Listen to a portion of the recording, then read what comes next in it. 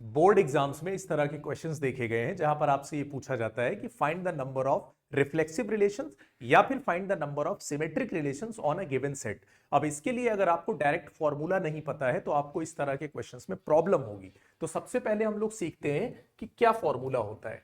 Number of reflexive relation अगर किसी भी सेट में आपको फाइंड करना है तो आप उसका फॉर्मूला यूज करोगे 2 to the power n² minus n, जहां पर n क्या है, number of elements in the given set.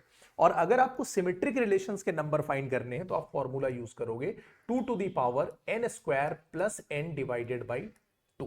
ठीक है, ये दो फॉर्मूला आपको याद रखना है, आपके ये क्वेश्चंस आसानी से बन जाएंगे। तो इससे पहले जो क्वेश्चंस मैंने स्क्रीन पे दे रखा था वो ये था कि एक सेट है 3,5 set A, number of reflexive relations आपको फाइंड करना था। आप देख रहे हो कि नंबर ऑफ एलिमेंट्स कितने हैं इस सेट में, 2। तो आप कौन सा फॉर्मूला लगाओगे, 2 to the power n² minus 1।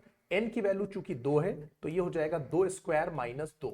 अब 2 का स्क्वायर आपको पता है 4 होता है, 4 में से 2 जाएगा 2 बचेगा, तो ये 2 का स्क्वायर हो जाएगा और 2 का स्क्वायर 4 होता है, तो ऑप्शन बी तुम्हारा करेक्ट आंसर हो जाएगा।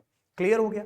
अब नेक्स्ट क्वेश्चन में आपको यह बताना है कि एक सेट गिवन है ए, इसमें नंबर ऑफ सिमेट्रिक रिलेशंस आपको बताना है। तो इसका फॉर्मूला भी मैंने आपको बताया क्या होता है, 2 to the power n² plus n divided by 2, जहां n क्या है, number of elements in the given set है। इस सेट में कितने एलिमेंट्स हैं, 3 एलिमेंट्स हैं, तो n की वैल्यू कितनी पुट करोगे आप, 3 पुट करोगे। तो 2 to the power 3² plus 3 divided by 2 हो जाएगा ये।